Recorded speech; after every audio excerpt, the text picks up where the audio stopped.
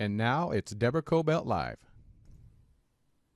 Hi, everybody. Thanks for joining us on Deborah Cobelt Live. And joining me, Heather, you wrote the book, Paid to Be Perfect, The Secret to Finding Your Perfect. It's a terrific book, everybody. And I just want to start by saying welcome and tell me, what is this book about and why did you write it? Well, thank you so much for having me. I really appreciate it. It's great to be here and great to meet you in person, Yeah. Zoom. So the book really came about because I had to maintain my measurements for years, for decades actually, under contract, fit modeling. And what is a fit model? Well, essentially, it is being a body twin to a mannequin or a fit form that pattern makers use and designers use to develop clothes for mass production. So it's a part of the fitting process. Wow. To get the clothes into the store. Yeah. And so, having to maintain my measurements under contract at that, really tight margin, plus or minus a quarter of an inch, people always think that that's super difficult. And people also wonder how I did it, not only in my mid 20s to my mid 30s, which was when my first contract came about, 1996 to 2006 was my first 10 consecutive year contract. Then I left to become a mom in 2009. And then I actually thought I retired at that point. But when I was 46, I'm 51 now, almost 52. When I was 46, wow. They called me out of the blue to see if I measured the same. And I did, not because I was trying to, but because I had developed health and wellness methods that just worked for me. And so it was kind of then that I was like, okay, this is something that I need to share, because I keep getting asked the question, how do you do that? Isn't that impossible? Like, what do? You never eat. You must restrict. You must, do you portion control? What do you do? And, the answers are all in the book, first and foremost, but yeah.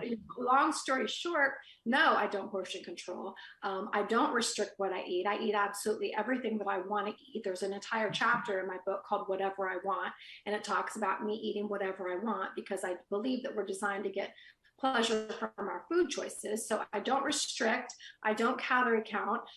What I did was I found foods when I was under contract, when I was, like I said, in my mid to late 20s. I found foods that worked for me, and those foods worked for me to stay at a specific size. But then I realized those were the foods that actually made me feel good. So I changed my whole approach to nutrition, to really everything I do. It all stems from kind of what makes me feel good, what makes me innately feel good. And, and then it just kind of transpired from there. So the whole book is about everything, all of my healthy habits. The bulk of the book, I would say, is nutrition, but my nutrition habits, my fitness habits, my wellness habits, my skincare, everything that I've done throughout the course of everything that I've learned throughout the course of my decades-long modeling career.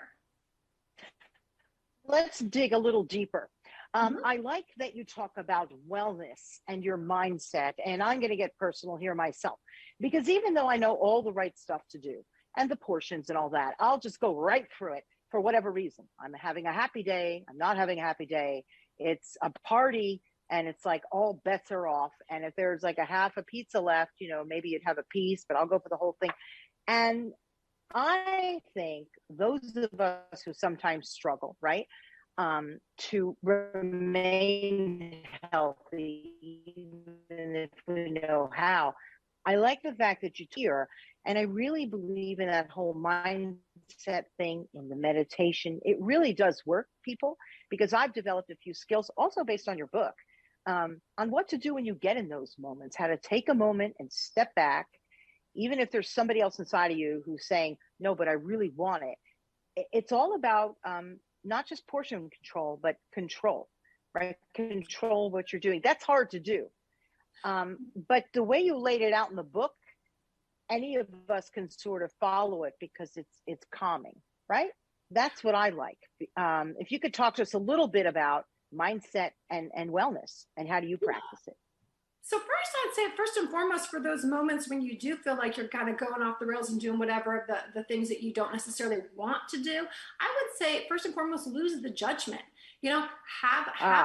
If that's really what you want to do, have a day like that, you know what I mean? Have an evening like that or whatever. So first of all, lose the judgment, because, you know, the whole point is that there are these ebbs and flows. We're not, the point of you know, finding your perfect isn't going to be, oh, I do everything right every single step of the way. No, the point of finding your perfect is appreciating the process of all the stuff that you do, and also giving yourself props for when you do kind of move towards the things that you want, that you know that you want, and giving yourself some ease and some, you know, okay, so whatever, I did this, that, or the other, you know what I mean?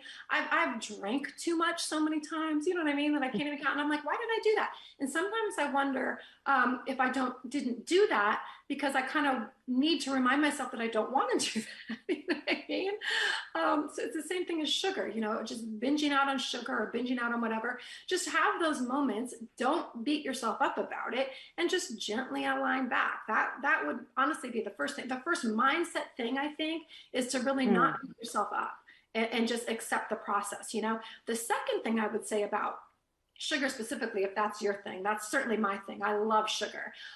Is I give myself a treat at least once a week, usually more. It's usually at least twice. But, you know, I do my healthy habits, you know, so that I can look forward to those treats, and they taste better. So I actually enjoy the treats more than when I'm just shoveling around, you know what I mean? Like if I'm hungover, I mean, a bunch of junk just because it's, you know, it's sounds good in the moment or whatever, you know what I mean? So I think just enjoying those moments and just setting them aside. Okay, I want to go to the movie theater and just eat a giant tub of popcorn. Well, then go do it. You know what I mean? Just do it and go back to the thing that you want to do the next day.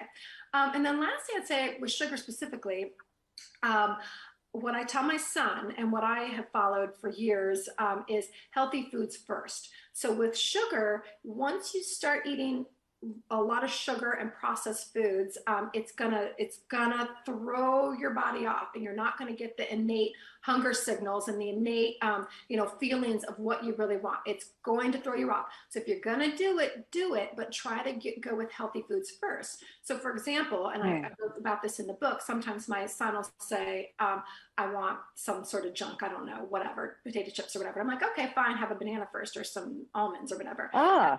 And he's like, no, that's okay. Because he didn't really want food. He just wanted some junk.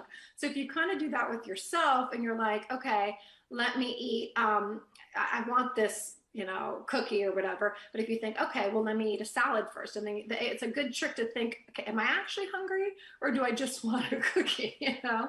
So those are in a nutshell. I mean, I have more tips in the book, but those are several That's things. actually that's one of the great ones. I like that very much. And I love how you said that you'll give yourself a cheat maybe once a week. And of course, I'm thinking to myself, once a week, I'll go 2 to 3 times a day. Like that's the kind of stuff that can be very difficult to control if you're so prone to go for it, because I don't know, that's just maybe my thing, right?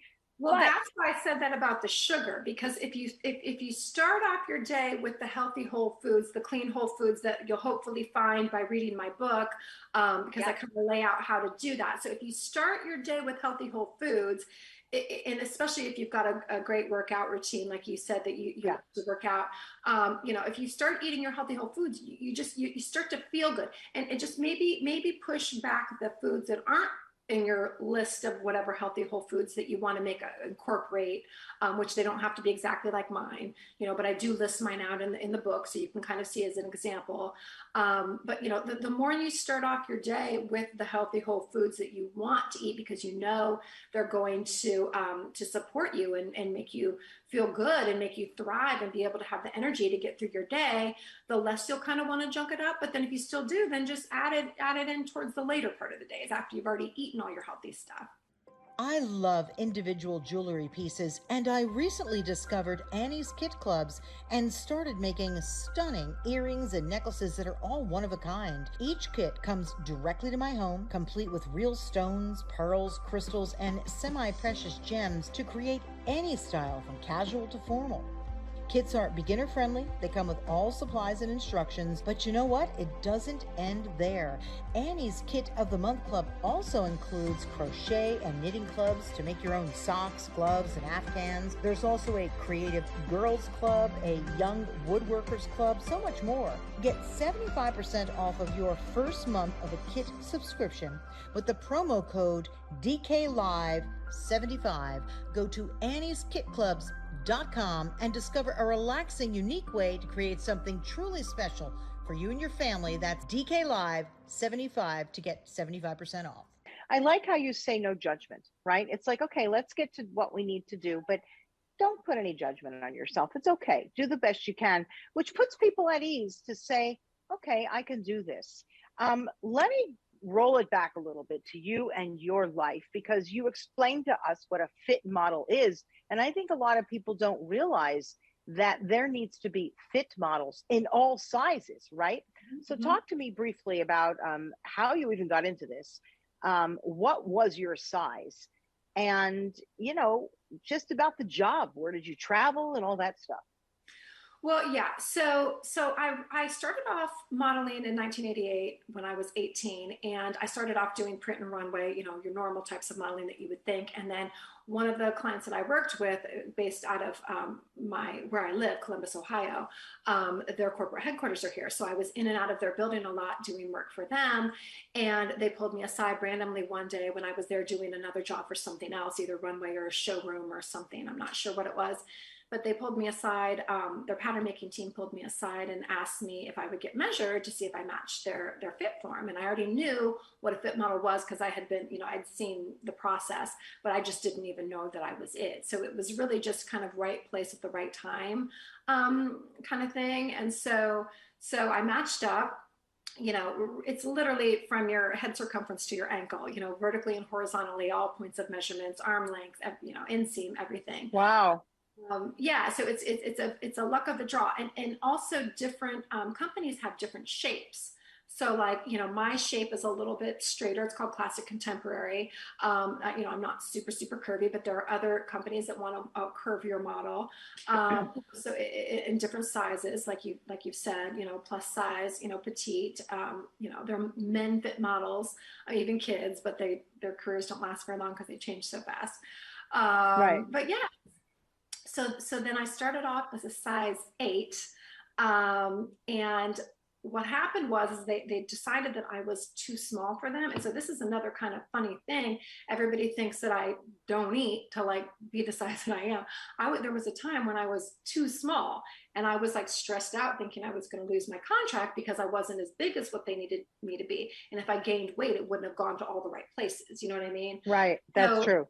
Exactly. So they changed. It's called vanity sizing. They changed their sizing to reflect, you know, me being smaller. And so they changed me into a 6 and their form into a 6, and then they sized off of that so that I could continue my contract. Now, a company like Express, right? Everybody knows the Express. Do they have different size fit models, like for the extra large and all that? Or you were the prototype for their mannequin?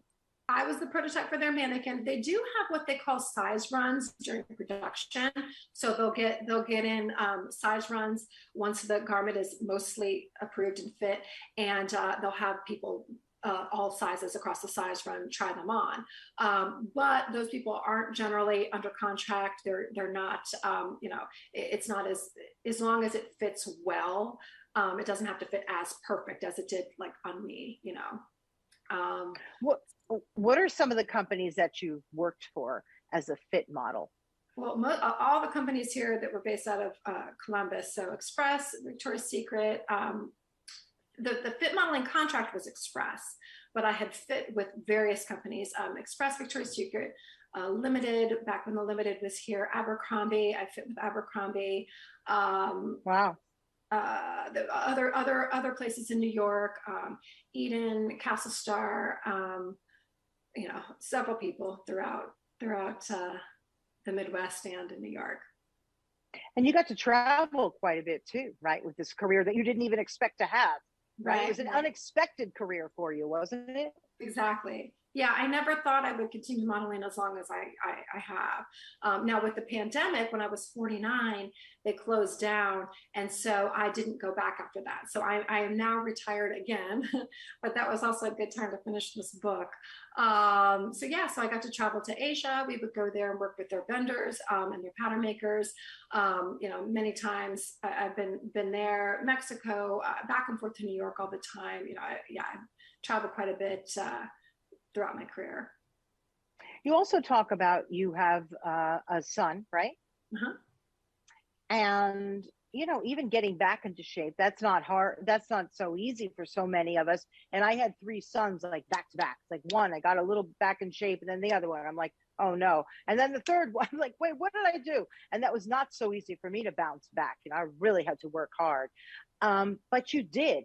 And you did it with disciplined thinking, right? And then you were able to work again, which I found miraculous, because as a fit model, you really, what do you say? You're down to like a quarter of an inch. Is that right? A quarter or of half an inch, or what your size? Wow. Yeah. So was it difficult for you, or because you've always had these good practices, because you've always had these good, sound practices, you were able to bounce back into work, right? Right. So yeah, it is a quarter of an inch plus or minus. And I'm sorry, you did cut out a little bit. So I hope I'm asking the right question, because there was a little bit of a glitch. Sure.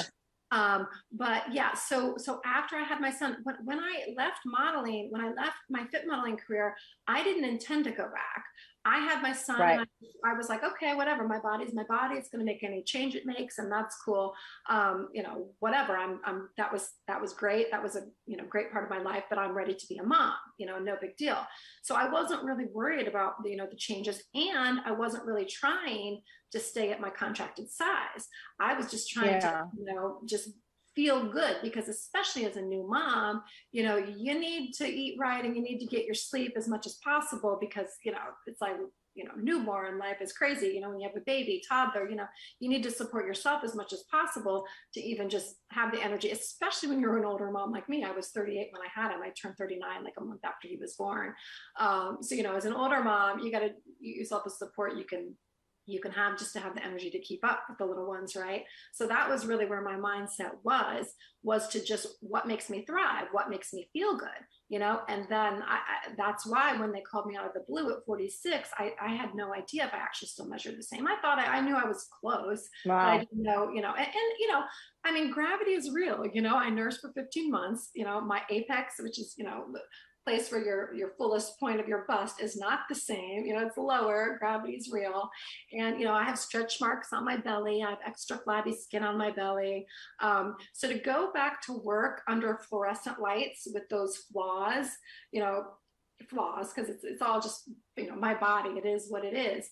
That I was like, okay, I have to go back under fluorescent lights with this body, this new mom body. So that was a little weird for a second, but it was fine. And I knew I would be fine with it once I got there, but it was just a little bit like, oh yeah, I look different, I'm this mom now,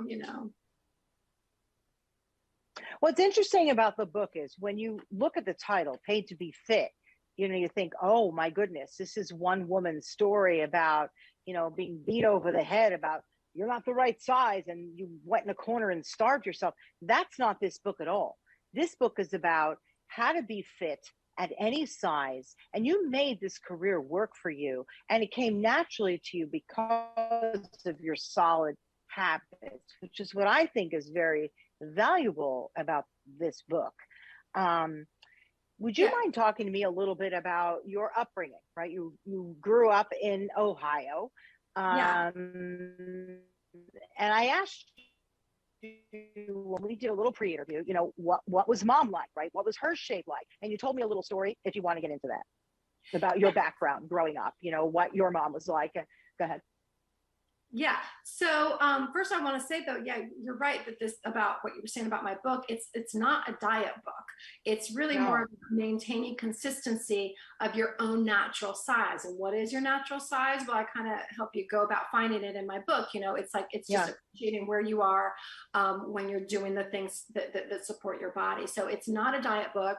Like I said, there's no willpower, there's no calorie counting. It's just finding healthy foods and maintaining the consistency. Because that's really really what I did was maintain consistency throughout my adulthood, throughout my professional career.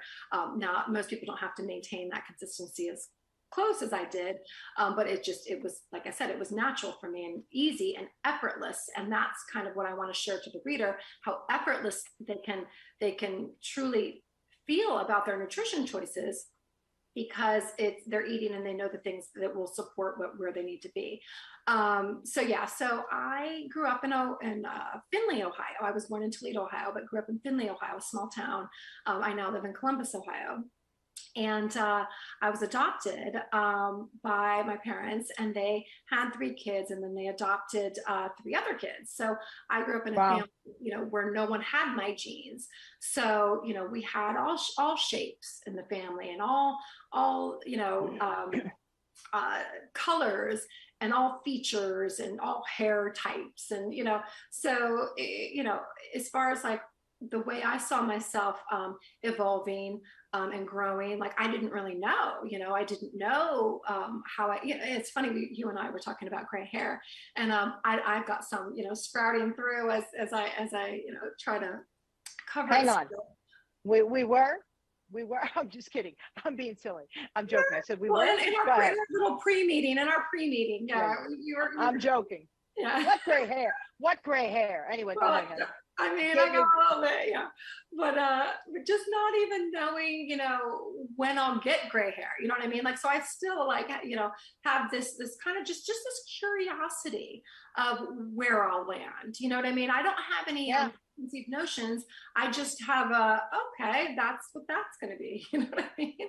So that's kind of a unique perspective, I think. And I think that's also helped me through modeling, just to kind of accept whatever is, you know what I mean? I don't have the family that has my genes, so I can't look to them as far as how I'll age. I don't know, so. Yeah.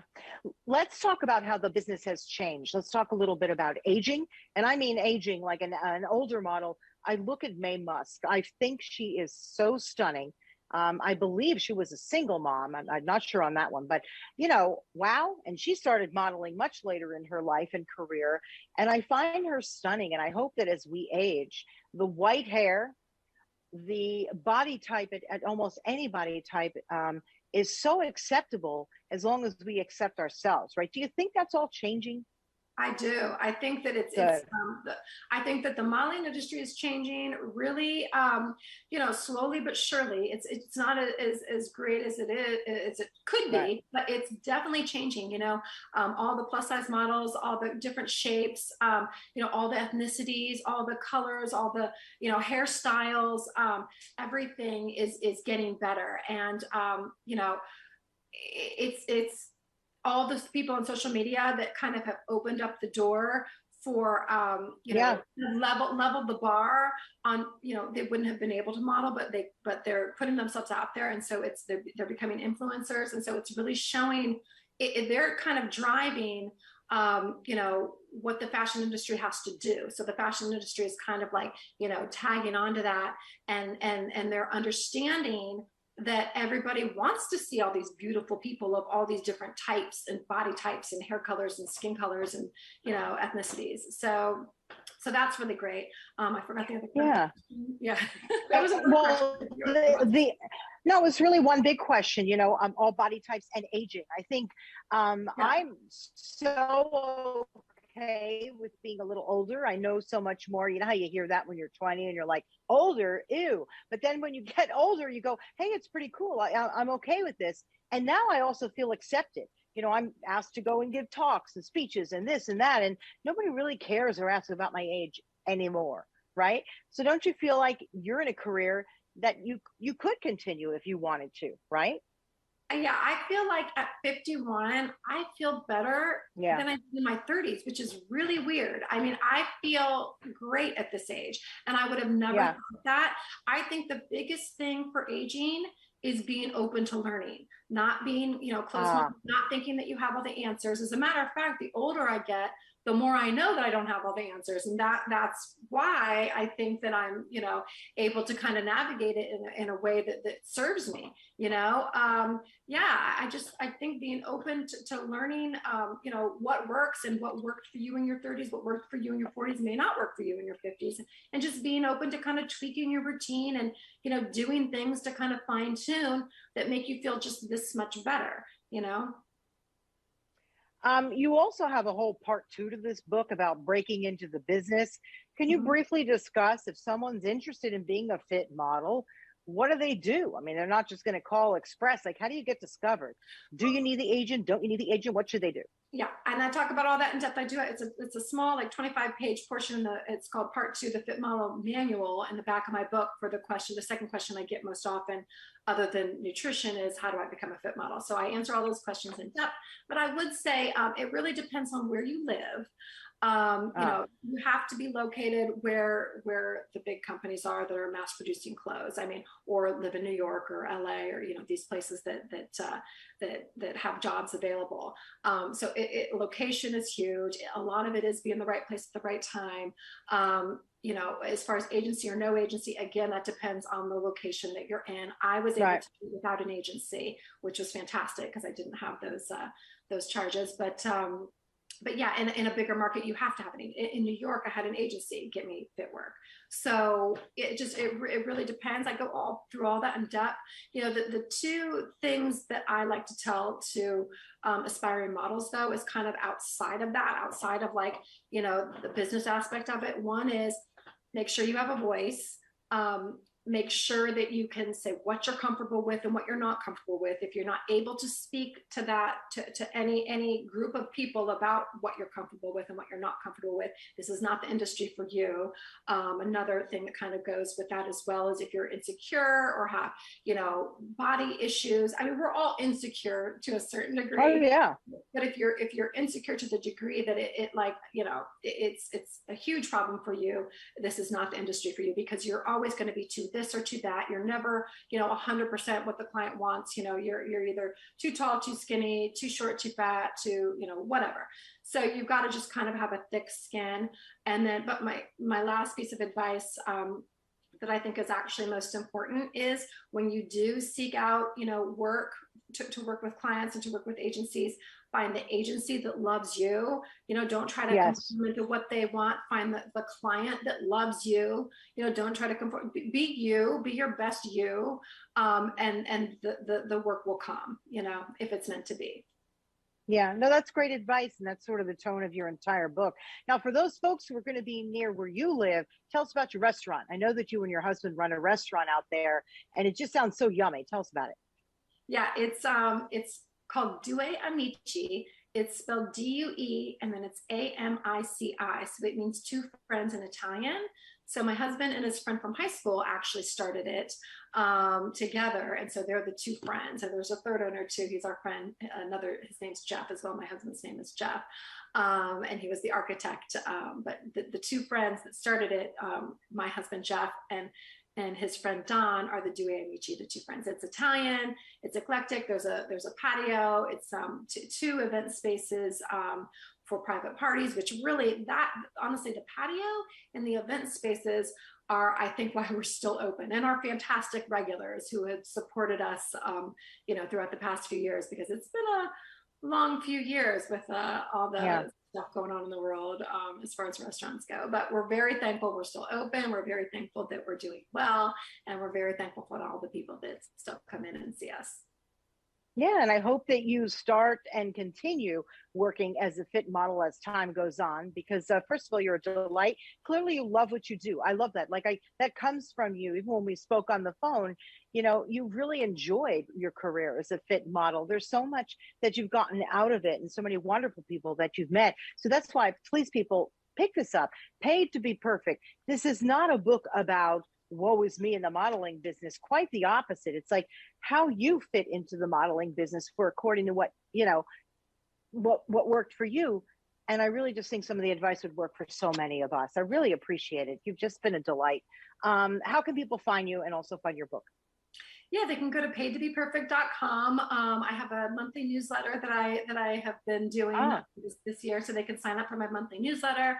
I have a little store on there with some cute little items that say perfect on them, like this little bracelet that you can see right there. And I love it. I have all my I reference a lot of my gurus and the information that I've developed over the time. That's all on my website. Everything, all the people that have inspired me are on my website, so that anybody who reads something in my book can get the information to get further information about that. And then I have new articles because I'm always learning. That's a whole part of the process, is to kind of be open to new ideas. So anything that I learn that's not in my book, I'll share that on my website. So yeah, paidtobeperfect.com. Yeah, and if you want to learn how she managed to keep that size within a quarter of an inch throughout the day, I just don't know if I could do that. The way I'll go up and down. Remember, pick up the book because it might work for you. Paid to Be Perfect. I just thought it's a terrific book, and you really are such a delight. So thank you so much for joining us, Heather Mathis. I really appreciate it. And before we let everybody go, we have a commercial about Annie's. It's actually a really neat company. You could make some of your own jewelry. You could also knit. There's so much that you could do. So please stay tuned for this brief commercial. And thank you for joining us and Heather on Deborah Cobelt Live. And we'll see you next time. Bye-bye. I love individual jewelry pieces, and I recently discovered Annie's Kit Clubs and started making stunning earrings and necklaces that are all one of a kind. Each kit comes directly to my home, complete with real stones, pearls, crystals, and semi-precious gems to create any style from casual to formal. Kits are beginner friendly. They come with all supplies and instructions, but you know what? It doesn't end there. Annie's Kit of the Month Club also includes crochet and knitting clubs to make your own socks, gloves, and afghans. There's also a creative girls club, a young woodworkers club, so much more. Get 75% off of your first month of a kit subscription with the promo code DKLive75. Go to Annie'sKitClubs.com and discover a relaxing, unique way to create something truly special for you and your family. That's DKLive75 to get